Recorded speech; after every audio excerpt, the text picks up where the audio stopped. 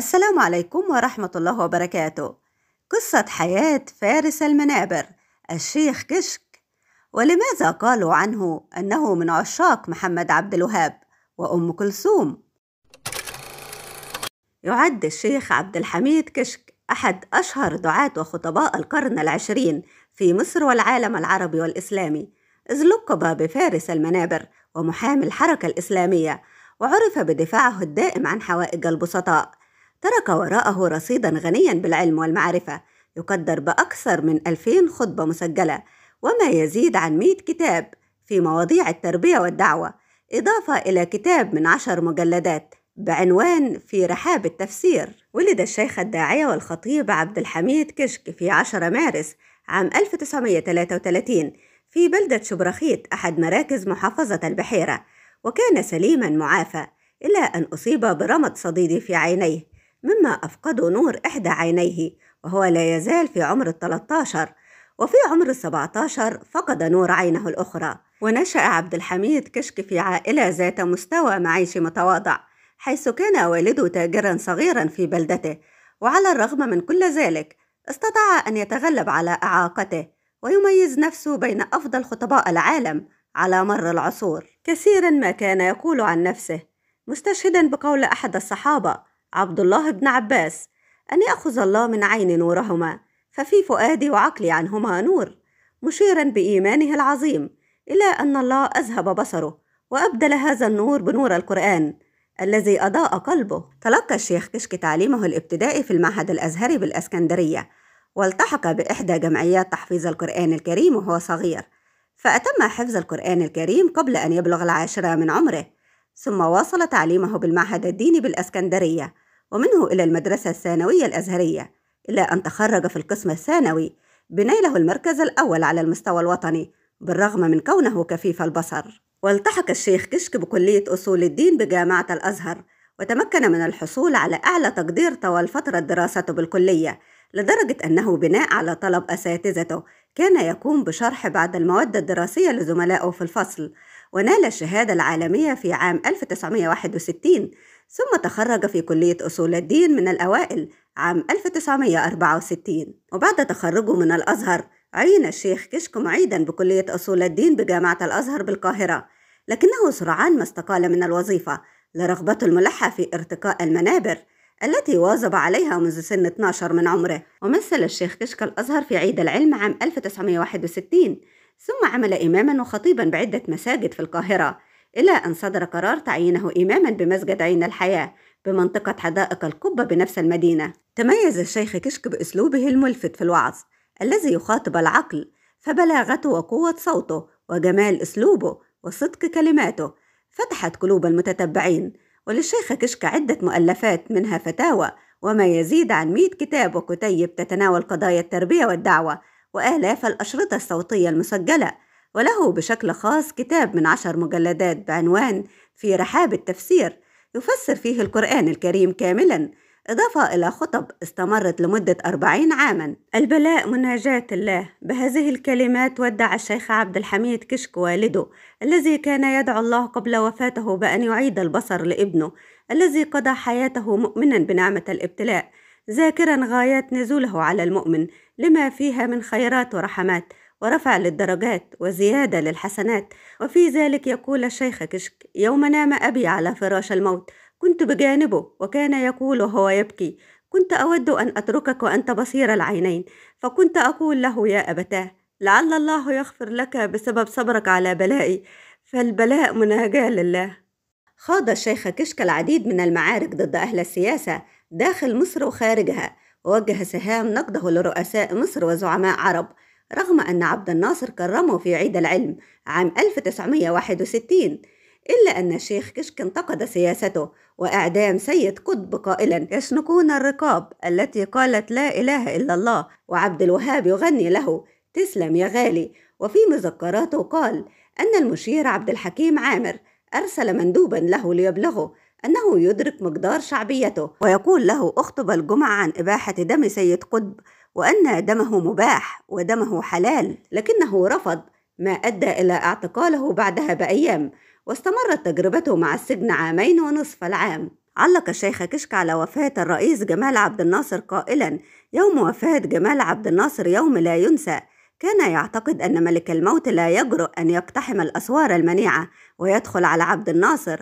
ويوم مات ترك بابي طارق وقال: لقد مات فلان، فأعد نفسك لأنك ستعتقل الليلة.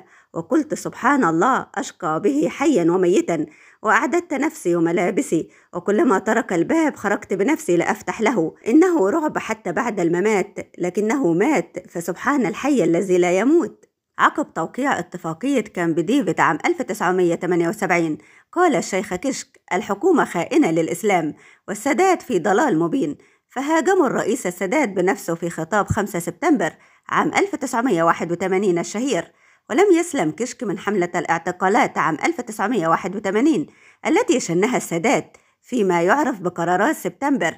ولم يخرج كشك من السجن إلا عام 1982 بعد اغتيال السادات، وكان خروجه إلى البيت وتم منعه من الدعوة والخطابة. في ظل حكم مبارك تم منع الشيخ كشك من الخطابة، وعاش تحت الإقامة الجبرية في منزله، لكن كان له خطبة واحدة حين وقع الزلزال في مصر، فاحتشد المصلون أمام منزله وصلى بهم الجمعة وخطب خطبته الوحيدة في عهد مبارك. تعجب الشيخ كشك في خطبة قديمة من طلب تقدم به القذافي للحكومة المصرية لشراء قبر عبد الناصر بمبلغ 500 مليون دولار ليجعله مزارا في ليبيا.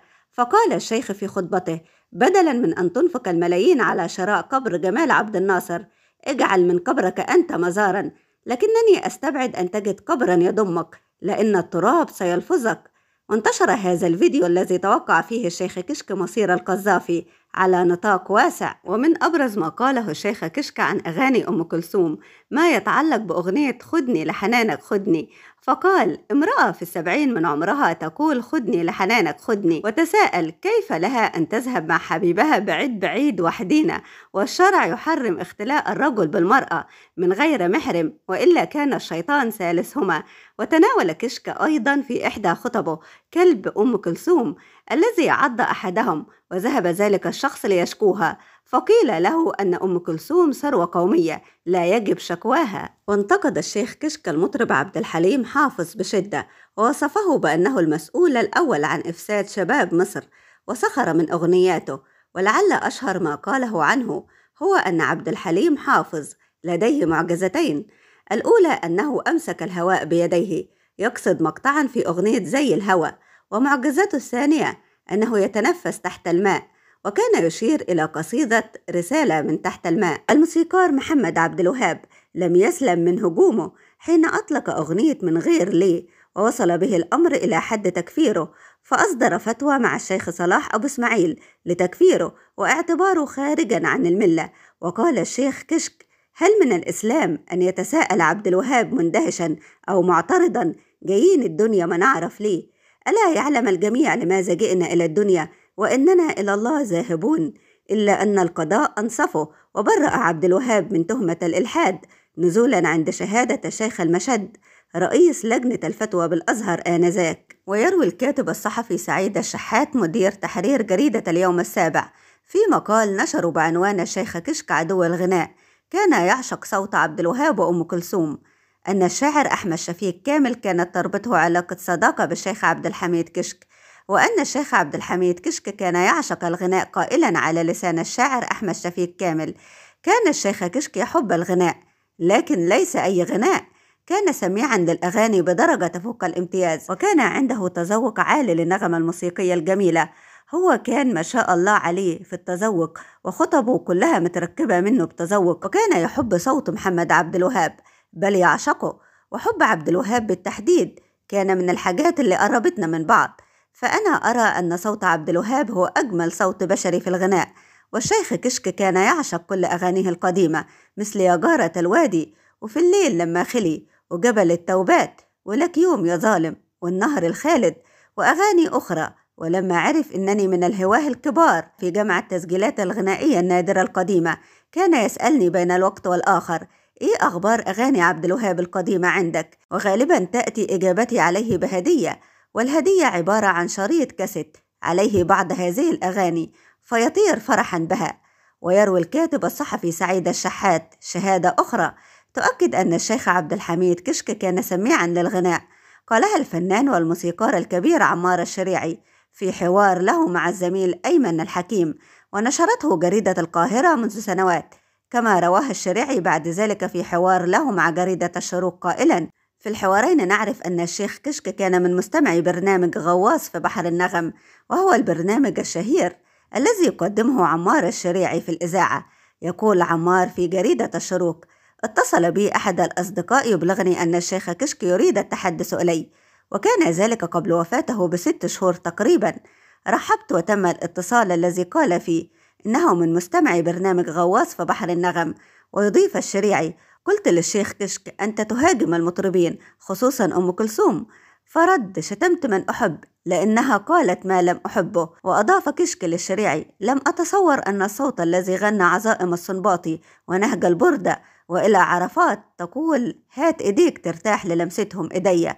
ولم تخرج شهادة الشريعي لأيمن الحكيم عن نفس المعنى. توفي الشيخ عبد الحميد كشك في يوم الجمعة 6 ديسمبر عام 1996 عن عمر يناهز 63 عاما. كان الشيخ عبد الحميد كشك كثيرا ما يدعو الله أن يقبض روحه وهو ساجدا يصلي حسب ما تروي عائلته، وتقول أنه في يوم وفاته تحقق له دعاؤه وانتقل إلى جوار ربه ساجدا في الركعة الثانية أثناء أداء صلاة الضحى.